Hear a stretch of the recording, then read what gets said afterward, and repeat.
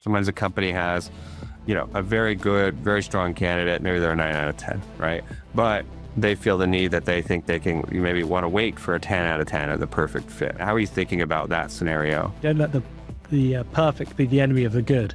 Think back to what you're solving. Does this person solve to a high degree and keep excited about this person coming in, adding value, etc. in that role?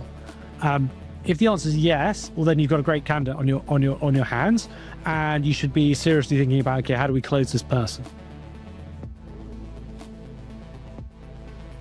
Hello and welcome to this edition of Mission One, the Executive Edge. I'm Gerard Miles, calling in from the UK, and I'm joined as always by my co-host Dan Hampton.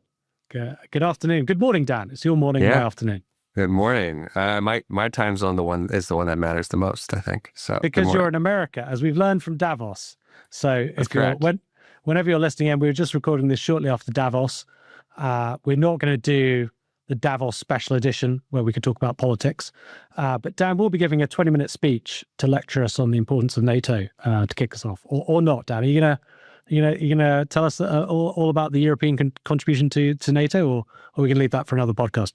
Well, we could leave that for another podcast. I'm here today because I wasn't invited, or I turned down an invite this year to speak at Davos.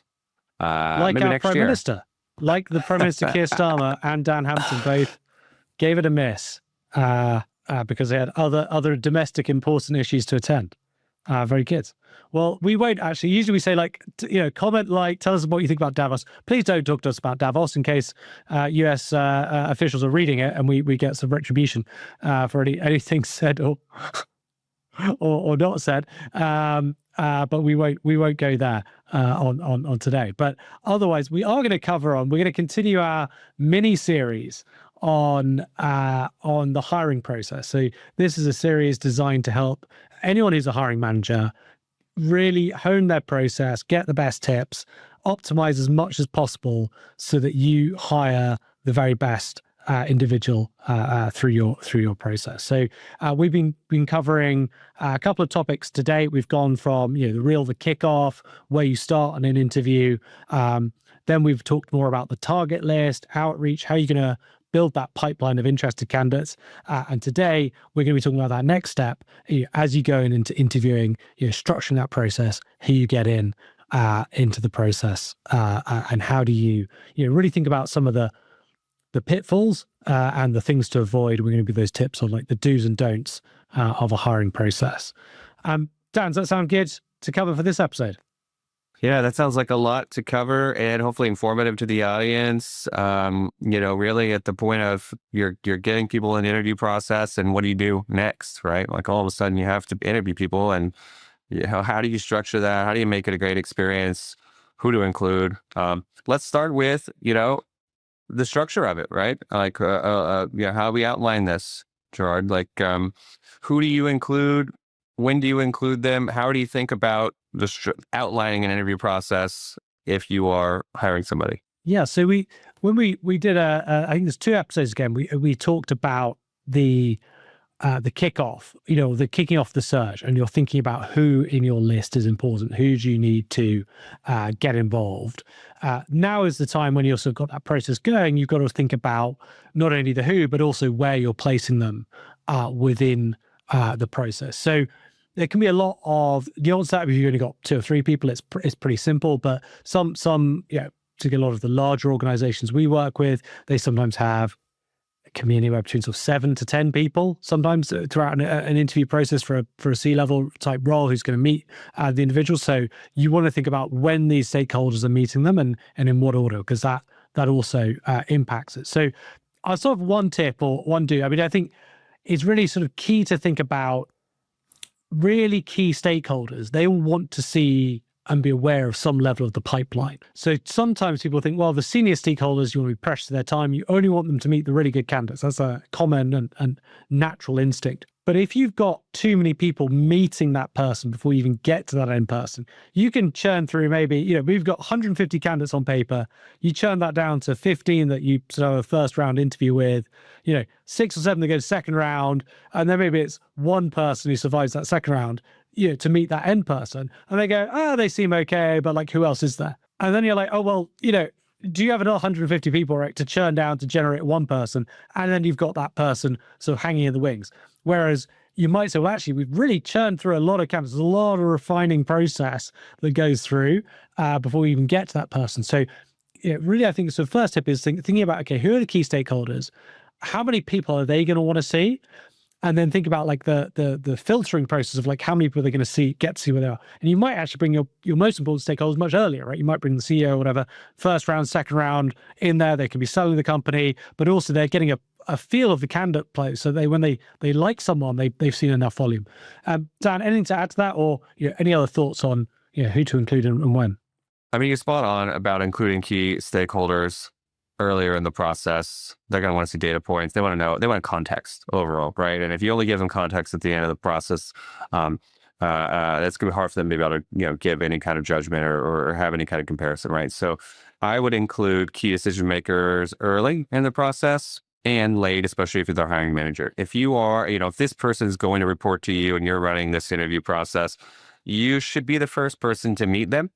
You should also have informal communication with them throughout the process, and then also be involved at the end as well, right? So you're trying to build a relationship with this person, so they have a feel for what it's like to work with you, for you to work with them, decision making, that kind of thing, and then you're kind of the first sell, the first view on the candidate, and then subsequent interviews can build off of that. As well, right? So I would make that first interview more about an introduction, getting to know them, higher level, understanding kind of culture fit, decision making style, and then build off of that from there with including your functional peers or investors or board members in the process.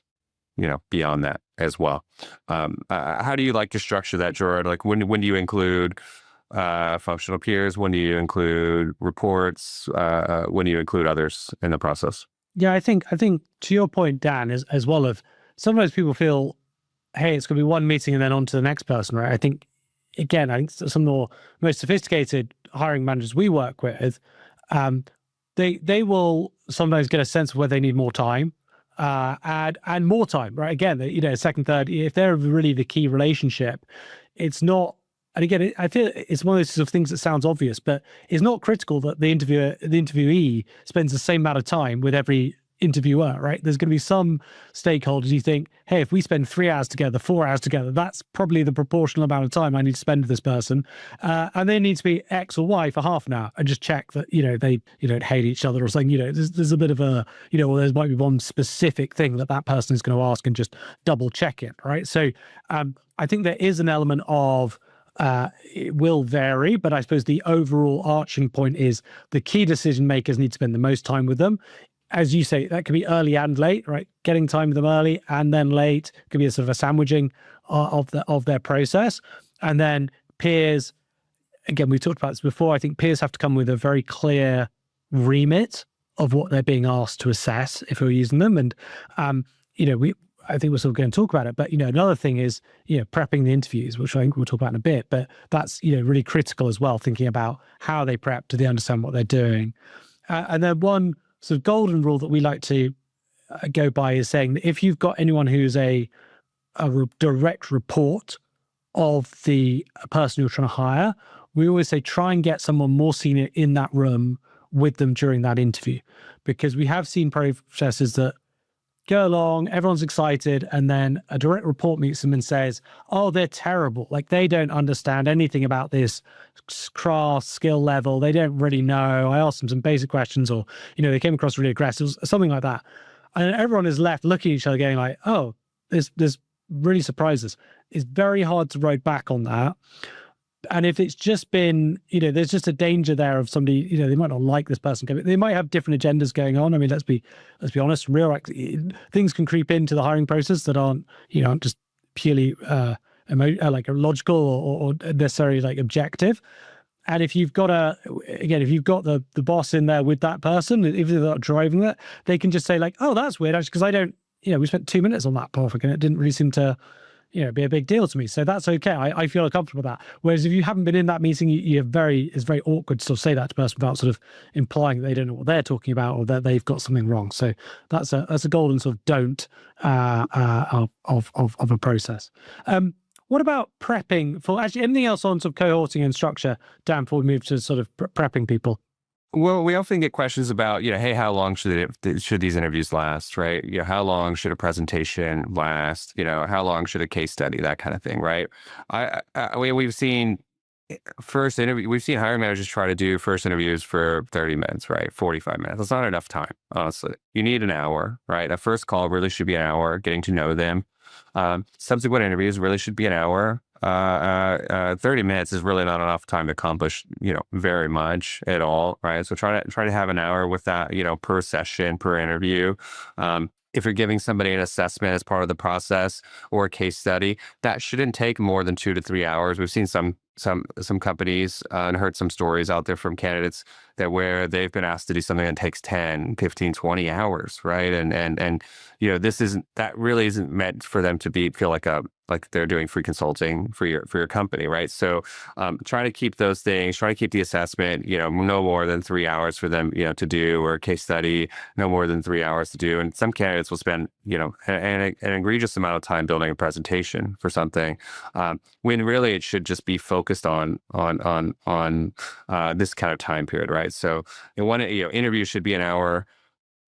Presentation or a case study or bringing somebody, having somebody present a case study should be, 2 hours, maybe 3 at most, an hour for the presentation and the rest for Q&A. Overall timeline we should talk about as well. We've seen some companies out there where they want to interview people for 2 to 3 months, where they have an interview process going for an extensive amount of time. There's always a clock out there with candidates where if they're interviewing with you, expect they're interviewing with somebody else, and you need to be in the driver's seat of that. So try to keep your interview process, ideally, 2 to 3 weeks at most, or however long it takes to get through a process. If you're a startup, maybe the interview process is a day, honestly, right? Like you get someone through because you need to move fast, seeing them in that seat as quickly as possible. But try to keep a short time frame on the timeline. Gerard, what is your thoughts on kind of how you're thinking about the timeline as well? It's a great point about timeline. So to give our listeners some concrete things that have happened to us, right, during longer processes. Number one, candidates are open to taking a call because there's a change gone on, there's a hiring manager, they've got a boss they don't like, something like that. There's uncertainty about the future. So they start having a conversation.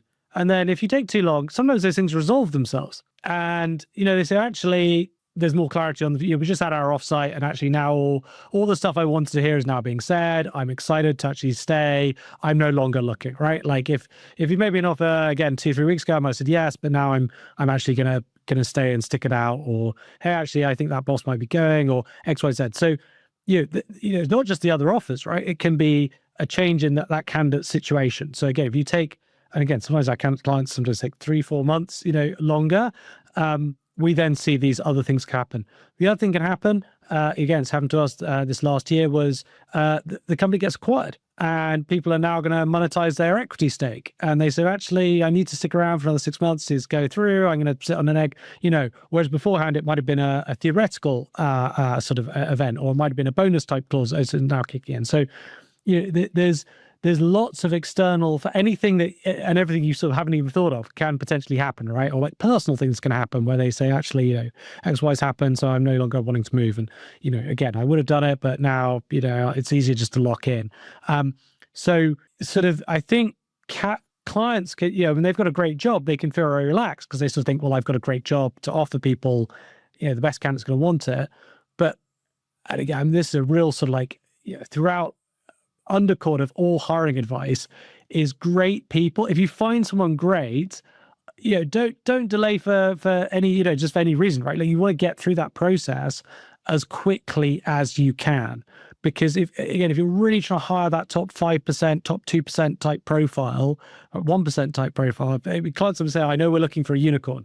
They say that, I know we're looking for a unicorn, and they find a unicorn, and then they take a month and a half, 2 months to like get that person through. You're like, well, if you know how rare this person is, you know how exciting, you've got to switch gears and you've got to be able to have that flexibility. So, we're talking a lot about structure in these podcasts and the importance therein, but I'd also say, look, equally as important is sometimes the ability to say, I sort of use footballing analogies, right? If you're trying to you've got Messi, right? Or Ronaldo, right? Like if you're trying to hire that kind of quality, or Haaland, these kind of really top soccer players to our US audience. I'm sure they know him better than I do, frankly. But Americans do football, soccer. Yeah, exactly. Exactly. He's in Florida, isn't he? So, but if you're really trying to hire that candidate and you meet somebody who looks even halfway like that, you've got to go, wow, let's get on this. Let's not sit here going, well, okay, but I've got my process to get them through. And there's 10 people I know probably aren't as good. I've got to compare and contrast and run. It's no. You've got a very limited window pitch to hire that really top talent. And you've got to you've got to move and strike while the iron is hot. Yeah, well, let's double down on that as well. So if you're trying to hire a top 1% candidate and they're as great as you think they are, and you're trying to bring them into your organization, you have to expect that other people, other companies also think the same thing. They're also going to try to recruit them, or the company they're at today is going to try to retain them on some level, right?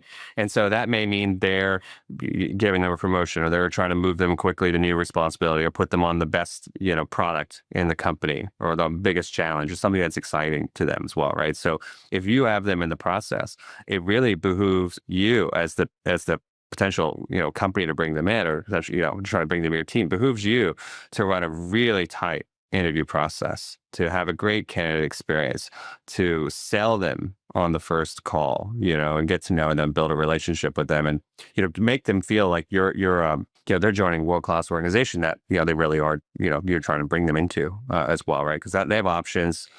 So you have to make them, you have to make the process, fantastic and world-class and seamless in a lot of ways. And that really goes down to kind of prepping interviews as well, right? So you can have this great process, but if your interviewers aren't ready for that, or they aren't on the same page, or they're not thinking about things the same way, and they can really kind of slow down the process, or muddle it, or make it challenging, right? So, Gerard, how are you thinking about, you have this process outlined and it looks great on paper, but how are you thinking about making sure that interviewers are prepped so the candidate has a really great interviewing experience? Where do you start? Yeah, well, again, starting with a bit of a don't or a negative is, where we've seen clients go wrong is sometimes candidates go in and the feedback is, yeah, everyone seemed nice, but I was asked, I was asked the same set of questions again. Yeah, it's just such a bad candidate experience. And we see it. Again, it's not a mythical thing. It's not like no one would ever do that. It's quite natural, right? There's very normal interview questions that people are going to ask left to their own devices. Take me through your career. Why did you make these moves? What do you think about this? X, Y, Z, right? Again, if you go in for a round of 3 interviews on Zoom and they all ask you the same question after, and you already answered those questions once before, that is not a good experience. Again, people will put up with it. People will have a level of understanding, but your goal shouldn't be to sort of, exist on the goodwill of interviewees. It should be to impress, to think about how is the interview process showing that you're a switched on, organized, going places company that they're excited to join, rather than they're already sort of making mental excuses for you, already. So a bit of a negative there of what not to do.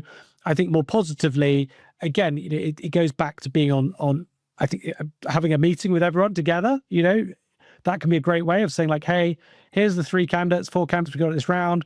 To let you know, we met 8 previously and we've also down to 4. So these guys are already a team that we think is strong. And then make it very clear where you want those people to assess, right? You might say Dan, I really wanted to go deep on their craft functional expertise here.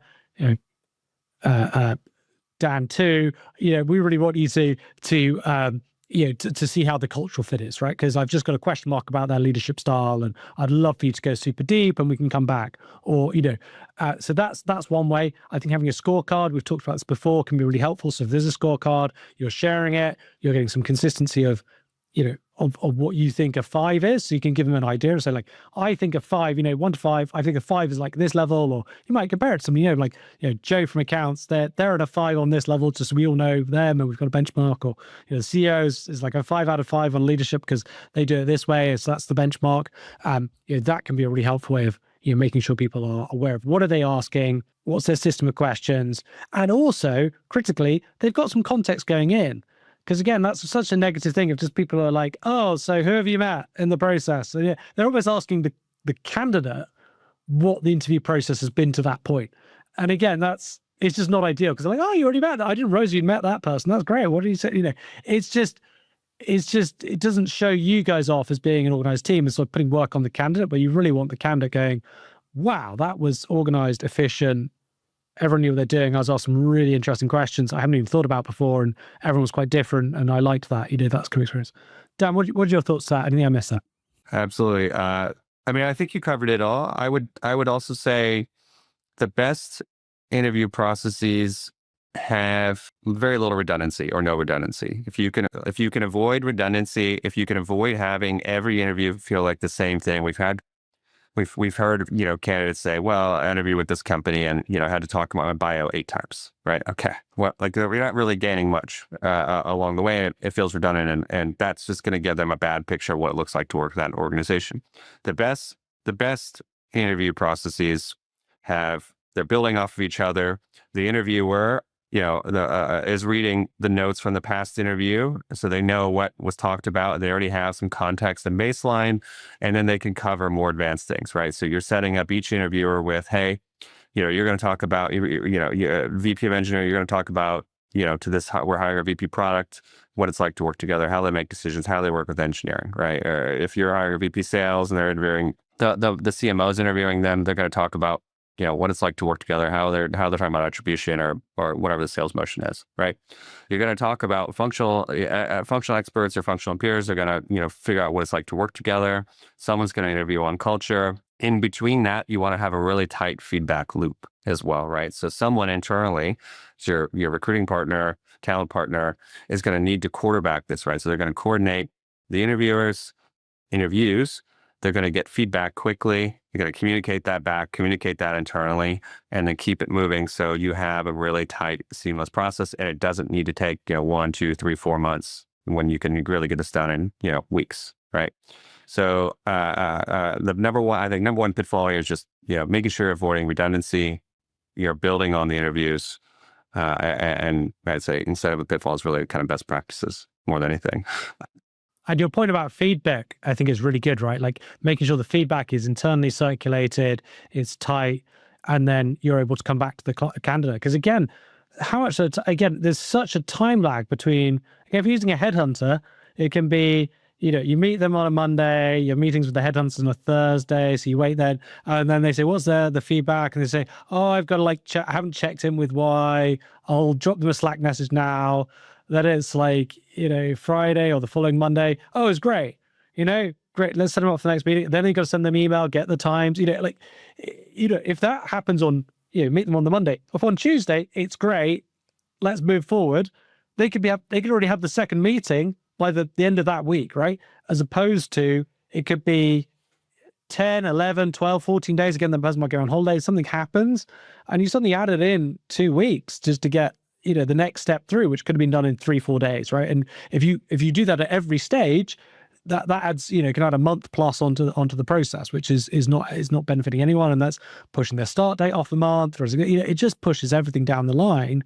And very rarely are people making a hire and saying like, well, it doesn't, I don't need him for like 9, 12 months, right? It's just not normal. Usually, it's like, well, ideally, I'd get them in before Christmas or whatever it is, right? Like, it's a 3-4 month horizon you've got on the reins, and adding an extra month or two just for no reason is not helping your objectives.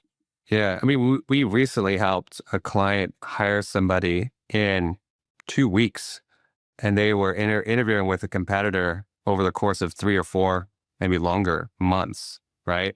And so essentially both companies got to offer at the same time, but really what set our client apart was having a tight interview process, in addition to all the exciting things happening internally. But if you're going head to head with a competitor and they both have exciting things happening, it can come down to just how efficient and how put together the interview team was, and how they structure themselves, and how just like that's the presentation in a lot of ways, right? And your sell to them. Dan, that is a story that proves the other side of what we were saying, right? Because we're just saying like the quicker the process, right? If that other, not our client, right? We were at the advantage of this, but the people who weren't our client, if they just moved quickly, we wouldn't have had that opportunity to go poach that person. So, like that really illustrates both sides. The like speed is your advantage, but also like you just letting in somebody else to come in and eat your lunch type thing. If you're being slow. So I think that's a really good, illustrator of just what else can happen, right? On the positive and on the negatives for your process. And Gerard, I wanted to ask about one other best practice around what we see around kind of balancing the kind of candidate experience and the need for data points versus finding, the perfect fit, right? Or sometimes, hey, put it another way, sometimes a client or sometimes a company has, a very good, very strong candidate, maybe they're a 9 out of 10, right? But they feel the need that they think you maybe want to wait for a 10 out of 10 of the perfect fit. Like how are you managing that? How are you thinking about that scenario? It's a tricky, again, there's a nuance to this of, I think you just have to understand your context in the market and the context of what do you need and what are your objectives, right? And again, it's a common theme we sort of go back to, what's the challenge you're trying to solve and why are you trying to make this higher? Because a process takes on its own life, right? Like, and it becomes confusing and things change your side. And it's the other thing about running a long process is you forget why the goalposts shift and you're working out your old information, right? But if you can go back to that sort of, you're not, again, there's an expression we have in the UK, don't let the perfect be the enemy of the good. So it's, that idea of, think back to what you're solving. Does this person solve to a high degree, and can you be excited about this person coming in, adding value, etc. in that role? If the answer is yes, well then you've got a great candidate on your hands, and you should be seriously thinking about, okay, how do we close this person? If the answer is no, then that takes away your profile. If you're in the position though of, is there someone better, right? Is there somebody well then, okay, have a look at that and in some ways go back to the data. How many candidates you looked at? Right? How many competitors do you have? What was the net pool? How long have you been going at this search? If you've been going 3 months of this search and you've looked at 200, 250 people and you've condensed that down to, and you've met 10, 15 people, and this is the best person you found, what's the chances you're going to find someone 20% better, right? That you're really excited by, right? It's probably pretty low. Or you've got to justify, okay, well, here's another 250 candidates I know exist that we can trawl through to find one person and, take that risk. And the answer is, well, no, it's probably only, I think we've found everyone in the universe, people can do this. And either you're saying if that person's not exciting, then okay, you're not going to hire them. But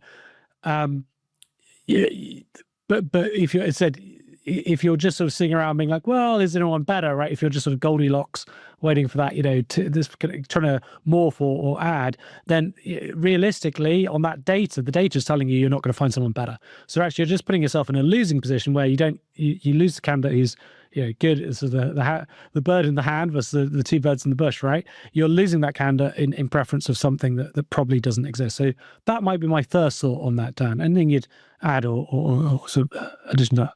A company wants to hire, or wants to wait. They found someone great, but they want to wait. They lose that person. Then they wish they got that person, right? I wish they hired the person that they now is off the market because they took too long, right? They were looking for the data points, right? I think understanding your position in the market, but also understanding the market will help make that decision easier, right? So kind of fully mapping out the candidate population for this, so right?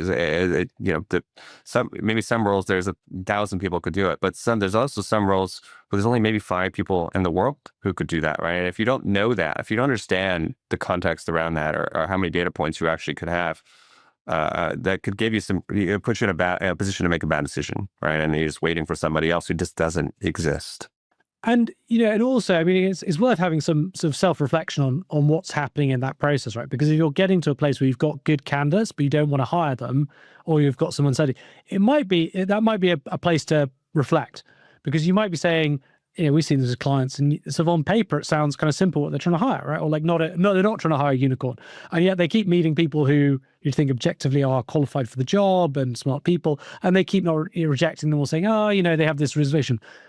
Well, that might be telling you something else, right? It might be telling you that actually maybe you're not really under the impetus to make that hire that you thought you were, or that the thing you thought you're trying to solve hasn't been fully articulated, or there's some secret fear that's holding you back from hiring anyone, right? Again, because clients can get burned, we're all people. There can be aversion to risk. There can be, the classic, one we see is founder CEO at a scaled up company, and this is about hiring the product person. And they've always been effectively, the CEO's always been effectively the chief product officer, right? And, then it's handing over the baby, and they don't want to hand over the baby.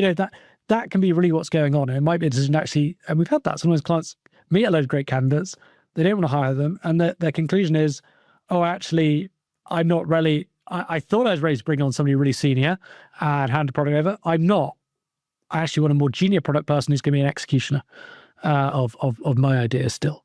That's a concrete example of what we've seen, and it could be across any function. Sometimes it's a sales and marketing function, but usually a CEO is driven from their functional expertise, an area, and then at some point they want to hand over or bring a lieutenant, and that could be the issue. So it can be a point of self-reflection or double checking what's going on rather than a candidate. It can be easy to think it was a candidate problem. I don't have the right candidate, but actually it could be a you not them problem, right? It's a me not you type thing. It could be right you in that process.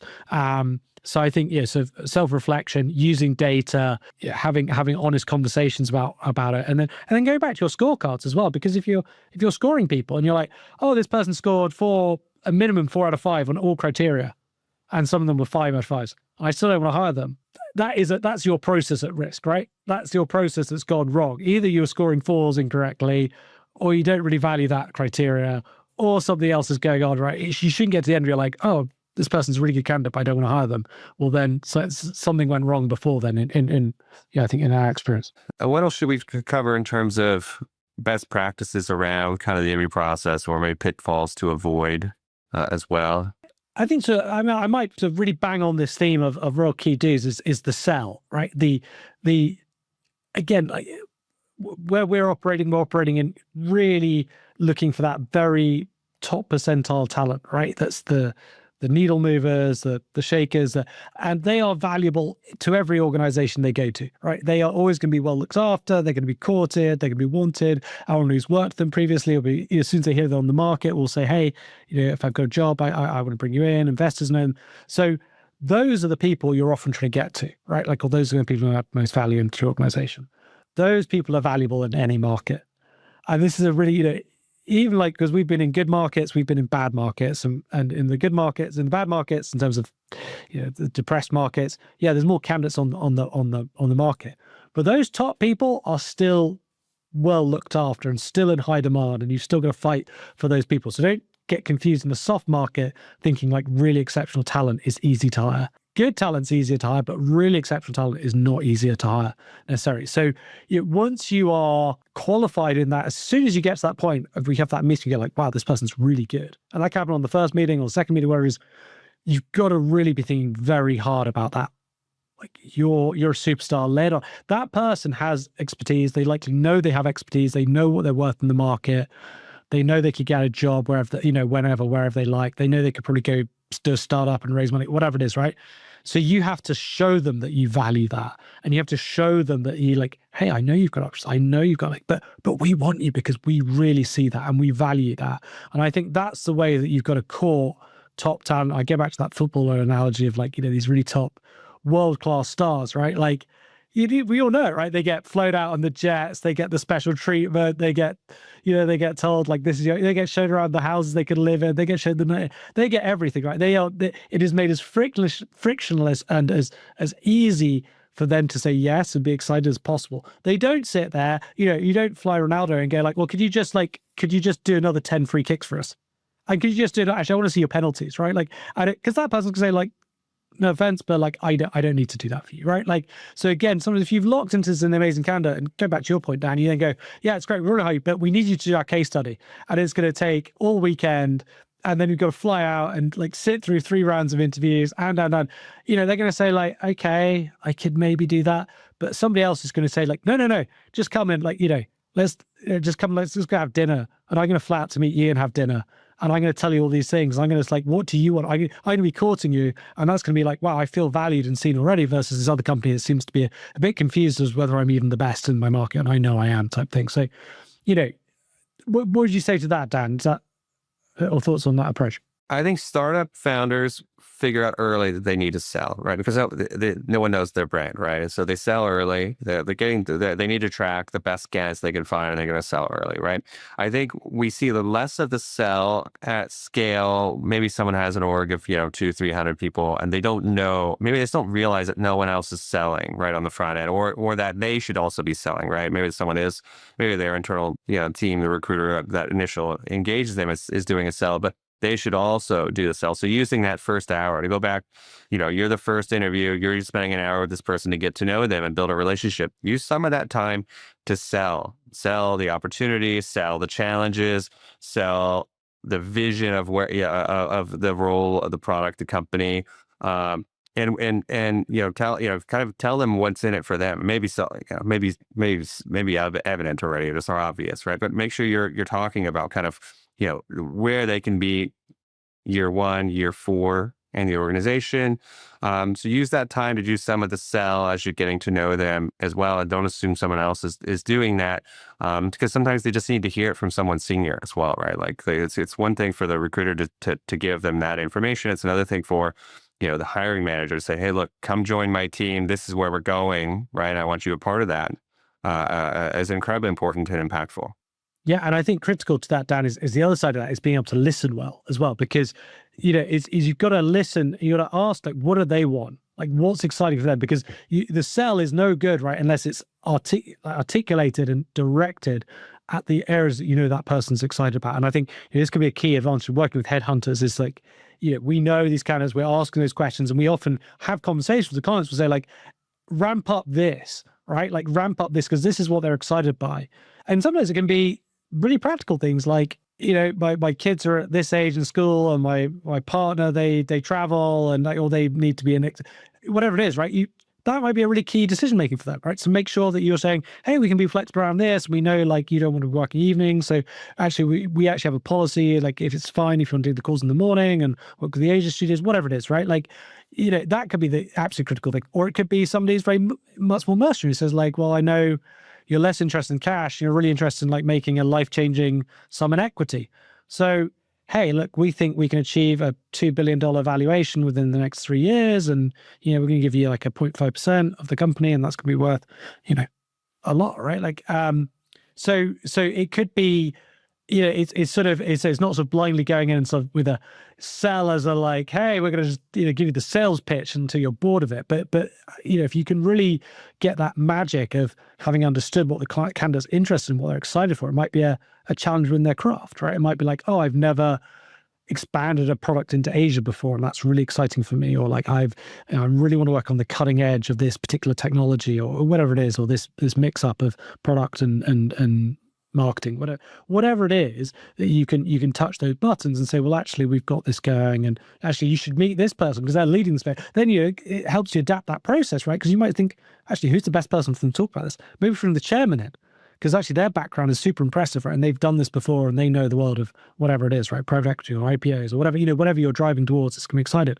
And that can help you. So I think it's, you're listening very hard to what they want to, they're buying, and then sell into that, rather than, as I said, I think, again, we sometimes see people go wrong with, particularly these big companies, right? Like, we are X, not X as in Twitter X, but, we're X or Y, like, it could be such that. I actually interviewed someone once, it was a big firm. I didn't really want to join going in, but the impression I got of themselves was so secure and, like, superior in their own culture. I was really turned off about it. It was always the opposite of that. The more they sold how great they were, it was always all like, oh gosh, you've got no self-awareness at all. And you just think you're better than everyone else, which is a bit of a turn off, because I don't like arrogance, right? So it's an interesting, like, again, because they probably could have picked up on some things I'm interested in and sold more into me as a candidate, into what I was interested in. Well, last thing on this as well. If you are bringing people into that first interview and you were churning them, like, or as they are withdrawing from the process at that point, right? It's something to go and back and reflect on. Either motivations weren't aligned, the challenges weren't aligned. Maybe the sale or the pitch was just maybe off in some level, right? And so understanding kind of their motivations and where the pitch went wrong and they churn, which is good to know for subsequent interviews as well. So think about that process. Think about candidates you lose and why you lost them, and then try to figure out how to mitigate that moving forward as well. And then I think last thing that maybe to cover here is, the on-site compensation. When you talk about compensation, is what part of the interview process is it in, and when to include that? I think you had some thoughts around that as well, or, in terms of, not including that too late, even if you're not an offer, but just having some alignment. But what's your thoughts on just alignment, compensation, offer, and before you get there, that kind of thing? Yeah. And again, I think I'll start from like where we've seen a lot of frustration and time wastage on processes where you get to the end, right? And there's a misalignment on comp and it doesn't go through. And it's just such a rubbish feeling for everyone. Candidates had a bad experience, you've had a bad experience, and it very rarely happens from our side because we're checking in on that. But occasionally sometimes clients misrepresent what the comp is, or things change their side. I think that sometimes happens where the clients had to sort of change it later down the line, and they start off with the classic, we'll pay anything. And you go, great. And then you show some candidates and they go, oh, they're on, 1.5 million a year. Oh, maybe not then. And you're like, okay, well, that's what anything sort of means, right? And they actually meant like 700K a year or something like that. So I think it's being very clear what your budget is. I think it's, again, using headhunters, we're always getting that initial check just to make sure, where's the ballpark figures landing? Can we see any sort of problems? Again, sometimes we're dealing with trade-offs between equity and potential and straight cash. If you're going from a listed company to a privately owned company or the other way, right? You can have different compensation structures. So I think getting ahead of it very early on of just like ballpark. And then I think also before any sort of on-site is, if you're inviting somebody over for an on-site, I'd always say, have a chat with them about comp ahead of that on-site, just to make sure, again, recheck in, even if you think you're in the right ballpark, give them a little bit more detail, say it's not a negotiation, but we just want to make sure before we fly you out that we're not going to hit some wild expectation. Because, and this is the other thing, is candidates can say, I'm on X, and you're like, great, well, that's cool. And then, somehow they come up with like, oh, but like I have this expectation, which they've never mentioned before, right? Or they go, oh, of course, I've got this other bonus package I didn't mention. And that happened to us once where we'd asked the candidate probably 2-3 times what their comp was, and they told us. And then, they've got to negotiate, and then, I've also got this bonus package where I get this extra like 150K in coming in. It's like, it's a bit off piece. You're like, okay, well, okay, that's kind of material difference right here. So you're drilling in and getting some numbers in front of them a little bit, even if it can precipitate that conversation, because they then say like, oh yeah, that seems fine, or we've seen the ballpark, let's go forward, versus, again, and it just saves time and gets everyone, and also that it's locking them in, right? Because if they're going through that process of thinking about an offer before you're an offer, or thinking about comp, that mentally is getting them to the place where they're like feeling more comfortable, more secure. And that's you always want the candidate to be taking a further step on that mental escalator. Yeah. And there are instances as well. I mean, you may be a West Coast company, or you're trying to recruit a West Coast candidate, and you can't ask their compensation anymore, or at least be a thing you could do, and you can't ask, right? But you can get a general sense of their compensation. The recruiter should, have a general sense of, hey, a director of product at Meta makes X, right? Or a Series C CPO makes X, right? So you should have a general sense that as long as you should be in the ballpark there, and maybe you don't want to advertise your compensation because there's a lot of reasons why you wouldn't want to do that, right? But you should have a general sense of what they're making, and if it kind of fits into your picture of what you can offer, right, as well, right? The thing you really just want to avoid is just kind of like blind misalignment on compensation, or just not knowing or having any kind of general sense before you're spending money to fly them out, or have your whole team take the day to interview them. Or assumptions, again, Dan, because I think people assume that all compensation is equal, right? Because they could say, well, all in, you'll be fine. But we've had candidates in the past who said, I don't really like equity, I don't want that bit, I'd much rather have higher in cash, right? And that's made them happy, and the client could flex that. But if they hadn't been able to, then that could have created a problem, right? So again, sometimes people can even say like, well, they'll be fine because of this. But then, you find out that person's going through divorce, they've got some divorce payments they've got to make, right? Or X or Y is having like, again, our experience is anything that can happen will happen at some point, right? You'll have some candidate who's like, oh, actually, my dog is, we've got to like pay for this and like that, and like it doesn't work for us to really get, whatever it could be. There could be all sorts of things that come up, surprising or otherwise, in a process. And I think the more qualified, the more excited you get about a candidate, the more you should be you can proactively say like, this is where we're thinking. What do you think to that? And again, even if it's a bad reaction, okay, get it out of the way and at least go like, oh, what do we need to make it work? Because then it's on them a little bit to come back and say, well, I need this. And then if you get that number, you're golden, right? Because when you say, well, okay, well, then we can do that. Then what's the blockers, right? Then you're like, you want to sort of get the, there's the fungible things and the non-fungible things. And like, comp is fungible. That can be up. That's much easier to increase or decrease or like change in structure than if you've got the resources, than the other things, right? Like whether they're going to enjoy the job and location and whether they can like their peers and growth opportunities. Like that's harder to, to quantify and mix. Whereas comp is really should be the fungible thing you're trying to like make them happy on, when you've got a good candidate and go back to that, and I'm sure, again, most our clients don't, but again, like on thinking about that, and we'll go more into offers on another podcast. But again, if you've got those top people, make it easy for them to say yes. Make it easy on the comp. Make it easy. Give them what they want. Sort of don't try and pay a fair price for a great deal, as I think Charlie Munger said. Rather than a good price for a bad for a bad candidate or something like that. As a suboptimal candidate for your process. Well, I think we've covered a lot here. Today, really talked about kind of process and structure, who to include and when, length of interviews, overall timeline for how long this process should be. We talked about how to prep interviewers, how to make this a seamless and efficient process, and then a lot of kind of best practices and pitfalls to avoid throughout. On the next episode, we're build on this, right? So now you know everything to do when you get to the interview process.